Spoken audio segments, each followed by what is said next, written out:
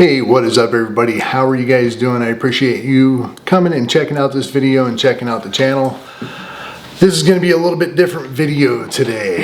So I'd like to start as talking to my normal viewers that watch these videos. This is going to be something completely different and completely off subject.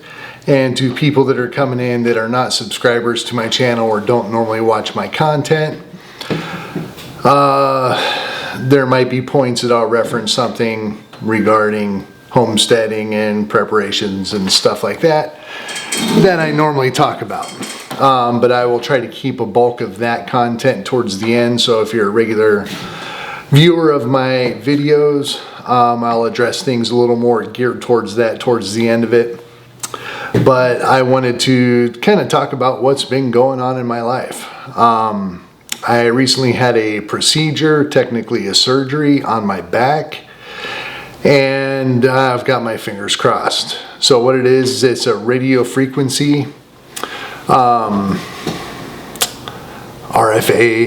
radio frequency ablation is what it's called. So basically what it is, they had to go into my spinal cord in my facet joint area, my lower back, my lower lumbar area, between 3 different vertebrae, go in there and burn the nerve to hopefully give me a little bit of chronic pain relief. Originally I was thinking it was going to be complete relief considering they're deadening the nerve, so I kind of assumed that it would deaden all the pain. But a little bit of history. This goes all the way back to the 90s when I was about 22 years old. We're talking about 30 years. I started having some lower back pains. The only way I can get relief was kind of stretching my spinal cord out. And that was very temporary. It maybe helped for about 5 minutes and then the pain would come back. Now early on it was kind of hit and miss. I might have a month where I'd have some back pain, then I'd go a couple months without any back pain and life is normal. As time went on, I'm 50 years old now. The last year maybe has been every single day, every hour of the day in pain. Now it would still fluctuate a little bit, but it used to go from like a 0 pain to a 2 pain, then a 0 pain for a long time, then I'd get a 1 pain, and then 0 for a long time, then maybe a 2, maybe a 3. But it would back off. Now, basically the way it has been for the recent future, or the recent past, has been basically a 2 or a 3 is a good day. A 5 or 6 is pretty normal, and every once in a while I'd have these days where it was going up to a 7, 8, or a 9, to where I'm basically just hunched over. I'd get off of the couch. I can't straighten up. I'd kind of waddle and limp to go do whatever I'm doing, get back onto the couch, fall onto the couch, and then I'm dead. That's it. I'm not moving. I'm not walking. Now, a lot of the time I have a little bit of physical work that I do at my job, so I'm forced to move around. I'm forced to twist, pick up, carry, lift, push, do quite a bit of physical work. And I noticed that it kind of eased up a little bit as my work shift went on. Maybe it became so irritated that the inflammation put pressure on the nerve or something like that, and it made one pain more noticeable than another, and I don't know, but it kind of helped out a little bit. But by the end of the day, by the time I got back home from work, it was kicking. I mean, it was pretty painful. Especially if I got off early and I was able to sit and relax for an hour or 2 before I had to go to bed. Getting up, moving around before I go to bed was just brutal. So a while back I was sleeping, and Kitty, you're in my shot. Kitty, hey, you're in my shot. Yes, I know. Hey, can I help you? All right, well, I'll try to ignore this. I know. She hears me talking and she comes in to say hi every single time. Got hair floating around. Anyway, get back to the subject. I was sleeping, woke up with some of the most hideous pain that I've ever been in. It felt like somebody was ripping my leg off. Couldn't move, couldn't roll over, couldn't do anything. I had to call an ambulance to come get me out of bed and take me to the emergency room. Most horrible experience I ever had in the emergency room. I was up all day, all night at work, most of the day, barely got to sleep. This happened, went to the emergency room. I was up all that following day, all that following night, and then the next day they finally got me to get some care. They were taking people with cuts on their finger before they were dealing with me, because I'm not a wuss, and I'm not going to say, oh, I'm dying. Yes, I have severe pain that I need attention to, you know. But, you know, that's another subject. So anyway, went in there, got there. They gave me a whole concoction of painkillers, all that good stuff. I started feeling a little bit better. By that night, I was able to leave, come home. And by that time, I was able to move. I could walk really slow, but I had to take basically a week off of work to recover from that instance. And what happened is my facet joint ended up pinching the nerve in there. And it's kind of like a pinched sciatic nerve. I hear it's very similar to that. But once I recovered with that, I got a little bit better, but had to do something. Now, when I was in the emergency room and I talked with the ER doctor, he said, yeah, you're in bad shape. This is a bad case of it. And I'm going to request an RFA to be done. So normally, to get to that point, to get the radio frequency ablation done, you have to jump through a lot of hoops. You got to go through chiropractors. You have to go through, you know, massage therapy, physical therapy, do all these different things to even get approved for it. They pushed me right to the front of the line. So that kind of tells me, okay, this is a little more serious than most cases. So anyway, I had tons of issues, kind of besides the point, with my insurance and the doctor's office and the communication there. Basically had to sit them both down and say, yo, you guys need to talk to each other, figure this crap out, because this has to get done, because nobody was communicating. Quite frustrating, quite unhappy with the whole medical system out here where I live. Again, besides the point. So yesterday, I finally got to go in. It took months to get the appointment. Got the appointment, went in there, and got this procedure done. Now, just kind of tell you a little bit about the process. This is mostly for the people that are just kind of coming on the video for the title of the video. Not so much my regular audience, but I want to go through kind of what was done with this procedure. So I went in, I had to get 2 test shots done.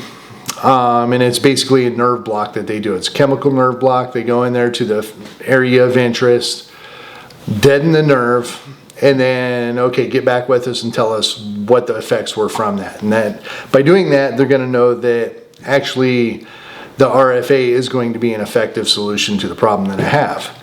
So the first time I got it done was the left side, and it was life-changing. I could have almost cried. It felt so good to not have pain, even though it was only for about 4 hours. Okay? The nerve block is like one of the pain solutions they do for local surgeries or stitches or, you know, a small cut and be able to get something out from under your skin or something like that. A nerve block is a common way to do it. So that's what they did on my spinal cord. Absolutely beautiful. Now, I can't even lay flat really without being in a lot of pain. And my girlfriend was laughing at me because we decided to go get some Italian food, and I'm out in the parking lot with my feet under the front of her truck tires doing sit-ups on concrete and going, yeah, heck yeah, this is awesome, you know, because there is absolutely no way I'd be able to do that. So just because I can, I did. I don't care who was looking at me. Bring on a conversation. I don't care. I mean, it was just so absolutely amazing to have basically zero pain. Now, I had to go in for the other side, the right side of my spine, and get that done, and that did almost nothing. So I was a little bit concerned about that. it deadened it back a little bit, but it came back a lot quicker. It wasn't as effective. You know, it maybe brought it down halfway compared to 100%. You know, and it's different with everybody. Everybody reacts to these treatments different. They react to nerve blocks different. They react to the whole procedure of the RFA different. So then it got to the point where, okay, I got my appointment. I went in there. Basically what you do is you gotta, you know, basically pull your pants down, lay on your stomach. They gotta expose your whole lumbar area. They get you with a numbing agent, stick a needle in you, numb up a local anesthetic to kind of help the process, because it's not a very comfortable process going through this procedure. So they numb that up. Okay, everything's good. You don't really feel anything different. It's a little burn, poke, stick, all that good stuff like getting a regular shot. Then they go in with a higher gauge needle. I think it's about an 18 gauge needle, which is fairly substantial. A lot of people say, oh, it's a small needle and all this stuff. No, I used to donate plasma, and they used 18 gauge to stick in your main vein on your arm.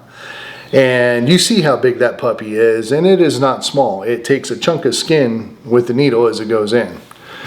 So that's the gauge that they used. I don't know if that's normal, standard, or anything. That's what they used on me. I just happen to know what an 18 gauge looks like and feels like, and it felt like a big needle, and I asked him, he said it was an 18. So if that helps you out at all, that's the size gauge.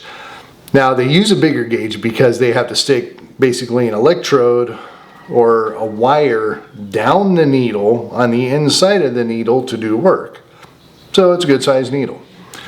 That wasn't so bad. When they go in, they have to find the nerve. Now they're using the radio frequency signals. It's going to be up on a screen. It almost looks like a black and blue x-ray of some sort. Unfortunately, they have you face down so you can't see it. I really wish I could have watched this whole procedure, because I'm interested in sick things like that. I've done it before and been very happy about it. It's been pretty cool to experience a surgery live on yourself. Again, besides the point, they go in there, and when they're trying to find the nerve, you know when they find that nerve. If you've had back pain or something like that, it kind of feels like a pressure, almost like something's kind of twisting you, causing pain or something like that. And it's your nerve. So once they start getting close to it, you start feeling that severe back pain that you know so well, you know. And then they get a little bit closer, and then they get a little bit closer, and then it's kind of like that pain goes up to a 10. But as soon as they let go of that needle, it's gone. I mean, you might feel a little bit, but it drops from a 10 to a 1. And like, okay, we're there. And he's looking on the screen. He knows exactly where the tip of that syringe is, or needle, or whatever you want to call it. So he knows where he's at, and he might have to make a couple adjustments to it or something like that. Now I had 3 done. It was like the L3, 5, and 6 or something like that. Don't quote me. I'd have to look at the paperwork. That didn't really matter as much on where. It's just if this is going to help me out or not. So anyway, it was 3 incisions, 3 needles that went in. Each one hit my nerve. And then they put I don't think it was a steroid at this point, but it was another anesthetic to kind of numb it and maybe help the radio frequencies do the job that they need to do. That was a little bit of a burn, not too bad. It didn't bother me that much. And I said, okay, now we're going to go ahead and test to make sure that we're on the right nerve, we're in the right spot, everything is where it's supposed to be. You know, I was in culinary school, so everything is mise en place. Everything is in its place.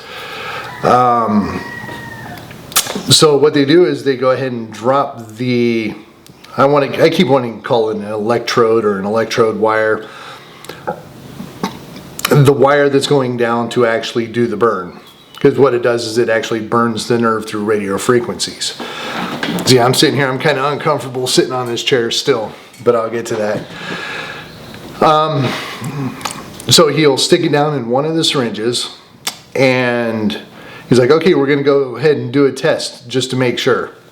That's all the information I got. The next thing I know is, it's kind of hard to explain. They used to have a thing, I guess they're making a comeback, but back in the 80s they had the AB 2000 machine or whatever, and it was a pad that you stuck on your abs that shot electric pulses, and it would contract your muscles, and supposedly it'd give you a six-pack in 10 minutes and you're ready for the beach. Complete BS, but they sold millions of them. If you've ever used one of those or anything like that, that's kind of like what it is on your spinal nerve, okay? Now the first one, and since I got done with it and since I got home, since I didn't get a lot of information in the process of it, I had to go learn stuff on YouTube. That's one thing that kind of inspired me to make this video, because I didn't know that much about what was going on. I actually had to pull people and be like, hey, you know, I mean, what am I getting into? You guys haven't told me anything except a couple numbers and letters on a paper that say this is the procedure. And so it was kind of difficult. Again, horrible experience with the hospitals and stuff, but besides the point, again. So I'm laying on the table, they stuck the electrode or whatever it is down there, and they're like, okay, we're gonna go ahead and give this a test. Now it felt like my whole body was just kind of pulsing doing that. Now I honestly think, now that I look back at the videos and the procedures, live procedures on YouTube and stuff like that, my body wasn't doing that. It felt like half my body was coming up off of the table in a pulsing matter, but it was probably just inside in my mind and my nervous system telling me that's what's happening, even though it wasn't.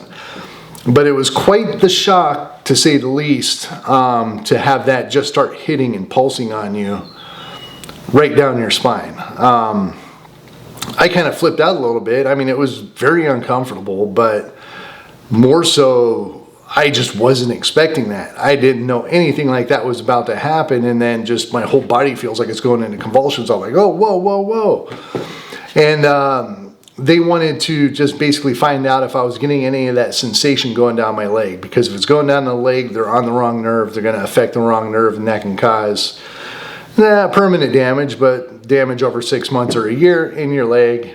We don't want that. I don't want that. So I'm like, no, it's my butt, it's my, back, it's my lower lumbar, and that's all it is. And then done, gone. They pulled it out, nothing.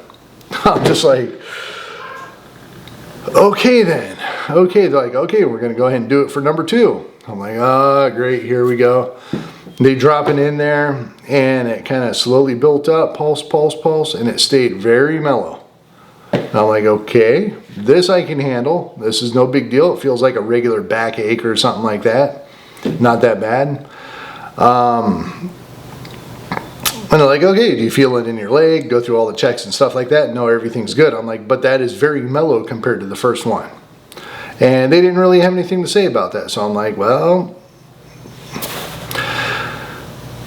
they're getting paid the big bucks and they went to school for a long time, so they must be smart. So I just trusted them on no news is good news. Kind of would have liked a solid answer on that, but I didn't get it. So they did the third one. It was a little bit stronger than the second. I could feel it twitching. I was like, okay, probably made a couple noises. But I'm like, no, it's good. It's not down my leg. It's in my back and butt and that area. So he's like, okay, good. Now we're going to go ahead and do it. Now, I've heard some other people recently watching these videos that this would be the bad part, that it's felt like lava going down their spine and all kinds of horrible descriptions.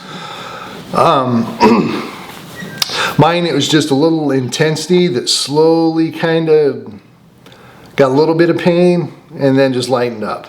And it was that way for all 3 of the points on my spine. Not that bad. I mean, would I want that feeling forever? No, but not really that bad. No worse than a typical day dealing with backaches. So that's not that bad. Now, when I got home, they said, okay, you gotta, just take it easy. The first information that I got on post-op was through my girlfriend. They left a message with her. She didn't necessarily have all the questions to ask. She received the information and relayed it to me. That's all I asked for her. But still, no post-op stuff or really anything like that other than just take it easy. So after the fact, I asked them, I'm like, hey, you know, what am I allowed to do? They're like, well, you can pretty much go about your everyday life. Don't go plan on a 10-mile hike. Don't overstress your joint. Don't overstress your spine. Don't go powerlifting squats. Don't do anything like that. And I'm like, well, can I walk around? Can I do that? They're like, yeah, you can go do all that. But what they want to do is make you relax and chill out, because it needs time to kind of do what it's going to do without being agitated. Now, I don't know all the details on that. When I was reading about that at first, I thought it was more of a chemical destruction of the nerve, but it's not. It's radio frequency destruction of the nerve. So, I mean, where I read about the chemical part is you need the chemicals to take effect to do what it needs to do. Now, radio frequency, I don't have much information on it. I wish I could give you some information on that, but I don't have it. But what they do tell me is to just take it a little bit easier. You know, sit on the couch a little longer, lay down a little bit longer. Just take it easy. Don't go be Superman and try to do anything. So I'm like, okay. I mean, they said I could drive. Once I feel good, I had to take Valiums. I was a little bit loopy through the whole process, and after the process, you have to have a driver come pick you up. I had my girlfriend pick me up from work. I left directly from work to go to the surgery via breakfast, but you know, hey, had the time. So I was in my work uniform and everything, and yeah, went directly there. So yeah, they said, you know, we don't want you driving home, but you know, whenever you get home, go ahead and basically return to normal. Just take it a little bit easier. So me and my girlfriend have been looking at potential vehicle purchases in the future. Now I have an economical Toyota Corolla, runs great, pretty low mileage for what it is. I have a pickup truck. We have a second pickup truck. I have a motorcycle. Got everything covered, but everything's kind of old. And sometimes I want to have a little more fun than what a Toyota Tacoma two-wheel drive and a Toyota Corolla can have. The motorcycle's a blast. But if I was to get another vehicle, I'd like to get something fun. So what did my dumbass go do is I went and test drove fairly high performance Corvette, one of the new ones. One, I love that car. Two, I probably shouldn't have driven it like you need to really drive a Corvette to test drive it. Because I was on the turns, I was on the throttle, I was on the brakes, I was driving it like you need to find out the capabilities of a vehicle like that. As it was really, really fun, as I think I am hooked on the idea of getting a newer model Stingray, maybe I shouldn't have done it. Just because of the post-op, I was feeling pretty good. And of course, whenever you're feeling good in a situation like that, is when you need to take it easier, because it's going to come back and bite you. The first day, that was Friday. Today is Saturday. Friday was pretty good. Towards the end of the night, kind of started feeling a little bit of pain and things like that. I'm like, okay, well, maybe this didn't take. Now today, being Saturday, we did a little bit. I'm kind of taking it easy. I actually had to go walk out in the garden. I just wanted to kind of spot to see if I could see anything sprouting. There's so much grass and weeds that I wouldn't even be able to see it if it was right in front of my face. But that's another story and probably another video coming up, homesteading related. But just kind of moving around, I had to take care of the chickens, feed them. I had to take a 5-gallon bucket of water, which is probably the one thing that I shouldn't have done. It's about 40-50 pounds, and walk it about 40 feet. So not that big of a deal, but I probably should have taken that a little bit easier. You know, my girlfriend's offered help out doing some certain things, and she is, and she's going to. So that's going to be a big help. But she was taking a nap. I said, nah, the chickens need water. I'm just going to go ahead and give them some water, you know, but probably shouldn't have done it. Like right now, we desperately need to mow the lawn because I have a riding lawn tractor. We're in between rainstorms right now in Missouri. It's dry. The grass needs cut. It is a perfect time to cut the grass, and I cannot go out and cut the grass. So that really annoys me. So I'm just kind of taking it easy. But as this Saturday, the day after the operation, has kind of progressed, I've been noticing I have back pain. I woke up this morning, I was just kind of standing there doing dishes, and I don't move a whole lot doing dishes because we have a pretty dang small sink, and you know, you just kind of, you know, dishes here, dishes here. I do them all by hand. And I started thinking, wow, I have almost the same amount of back pain as before the operation. Something ain't right. I don't know. So I decided to go ahead and jump on YouTube and find out some other people's explanations. There are very few videos on this procedure outside of a doctor saying that you need this procedure. That's most of the videos. Even when you type in specifically post-operation experience and things like that, there's only a couple people that have come up talking about the whole experience with it. So one person I watched, excuse me. So one person that I watched ended up having no benefits of the operation. They had a horrible, much worse experience than I did during the procedure, or directly after the procedure, and a month after the procedure. A couple other people that I watched videos of and watched their little journey through all of this. Come to find out, it's anywhere from 2 days to a month or two before you actually feel the results of the procedure. Now, the one person that said nothing happened, they were at about a month, I believe. So it could be just a little bit longer, a little more waiting, a little more patience. Everything will start working out. I'm not her. I don't know her situation. I don't know. But it kind of got me thinking. I was getting a little worried the day of and the day after that it would be a little bit more like the nerve block that I got that was instantaneous. As soon as I rolled over off of the bed, I was like, yes, no pain, zero twisting. I'm sitting here doing squats and, you know, stuff like that. Just mobility, just absolute being mobile, stomping my feet on the ground, which would normally like be very, very painful. Like if I was to jump off of like a 4-foot area and put most of the pressure on that left leg. Oh yeah, it's painful thinking about that, which sucks, you know, because I mean, I got no problem doing that stuff, but the pain's so bad that I can't really do it. So anyway, I started looking into it and realizing that this is not an immediate result. It's a result over time. Now, the same thing goes for how long it's going to last. It could last 6 months, it can last a year, it can last 5 years.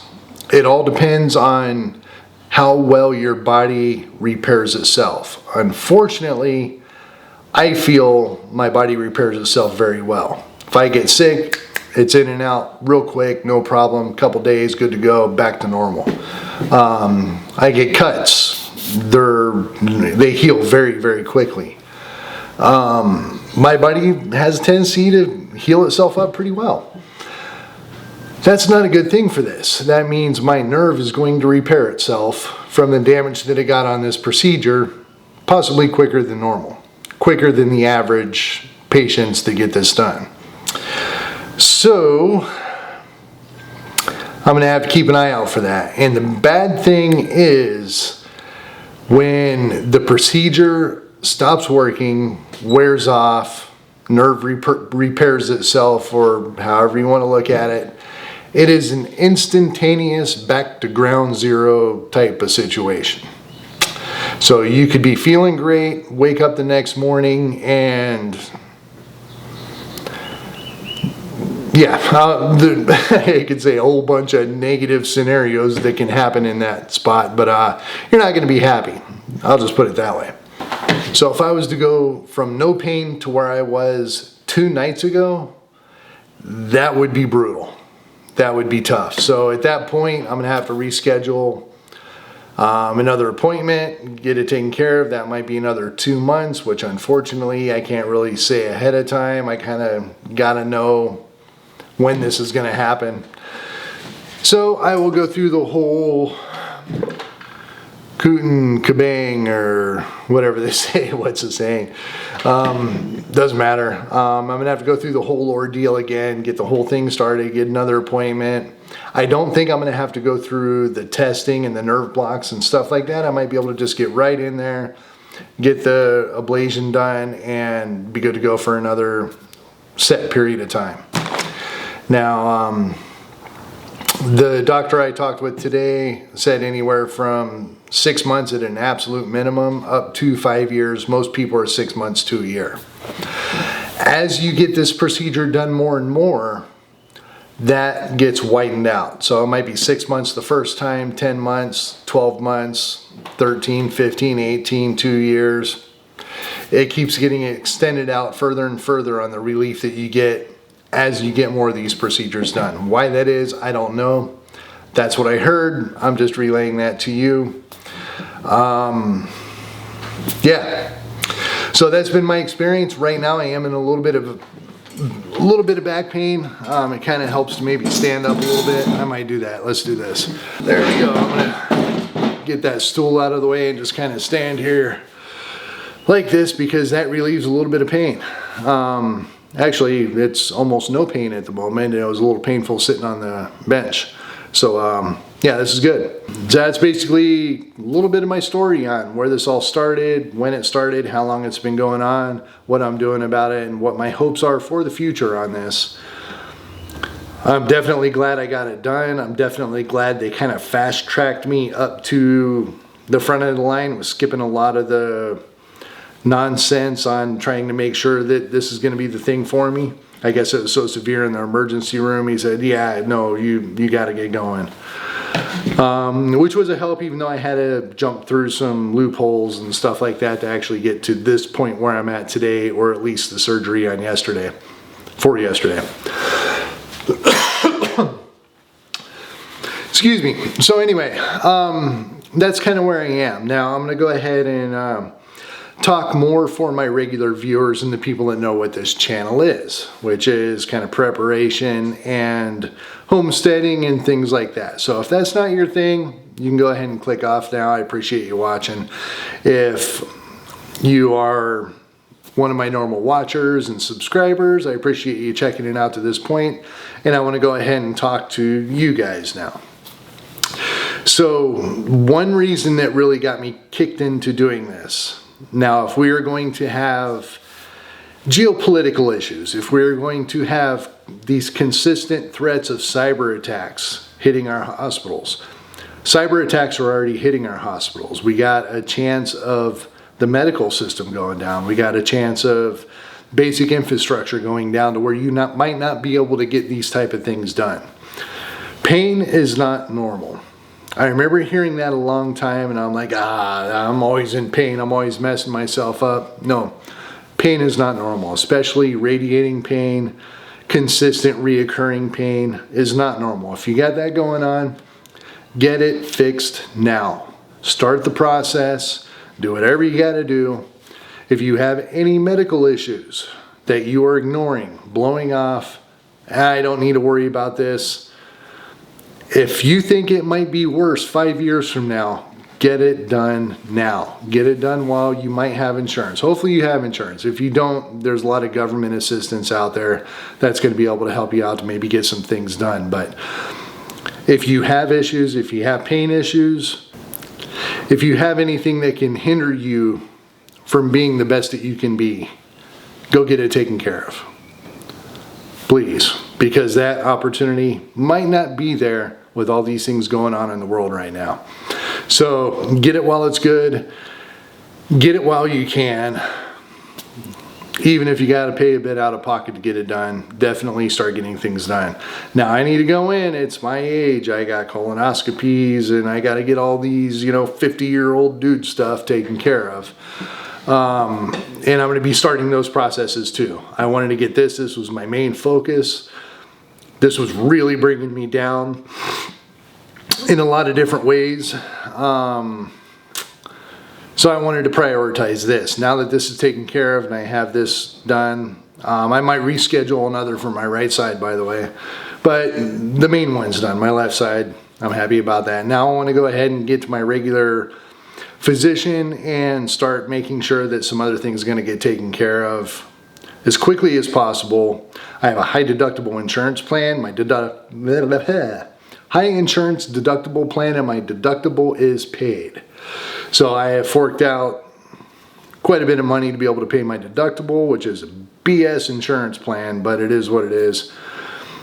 So for the rest of this year, for at least what, say 7 months or so, it's basically going to be free care. So I'm going to cram in as much as I can while the insurance is paying for it and get as much taken care of as I can. I got a list of things, you know, I mean, I'm pretty good. I'm going to last another 10 years the way I am, but I want to get a couple things addressed. I want to get a couple things checked. I want to make sure that I'm good and healthy.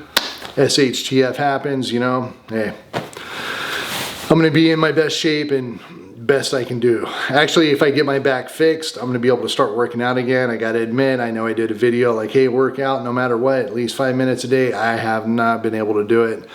I even went from doing sit-ups to leg lifts, and as soon as I put pressure back down on my spine, it was excruciatingly bad. So I wasn't even really able to do that. So I've really pulled back on exercise quite a bit. I'm really looking forward to getting back into it. Unfortunately, it's going to be a shed out in the field in the summertime. It's not going to be very pleasant. It's a second vacation home for hornets and wasps. So yeah, I get to deal with that. It's motivating exercise, I'll put it that way. Anyway, I wanted to go ahead and make this video, tell you a little bit about what's going on, tell some people about what the procedure is and maybe what to expect before, during, and after. Maybe one of my regular subscribers might be dealing with this as well, with a little bit of lower back pain or some nerve issues or something like that. Not only look at something like a Jace Medical Kit to be able to have emergency medical medicines available, but also take care of the things that only a physician can do, because this you cannot do yourself. So get checked out, get everything squared away, get fixed up, get healthy, and you're just going to live a lot better life. So I appreciate it. Thank you guys for checking out this video. Maybe hit that subscribe button if you're new watching this for the RFA information. Check out some of my videos if you like them. Subscribe, I'd appreciate it. It might not be your cup of tea, but this is some real stuff that's going on in the world, and I like to talk about that. It's not conspiracy theories. It is the reality of what's printed in black and white history and all that good stuff. So I'd appreciate it if you check that out. Till next time, I will talk to you guys then in peace.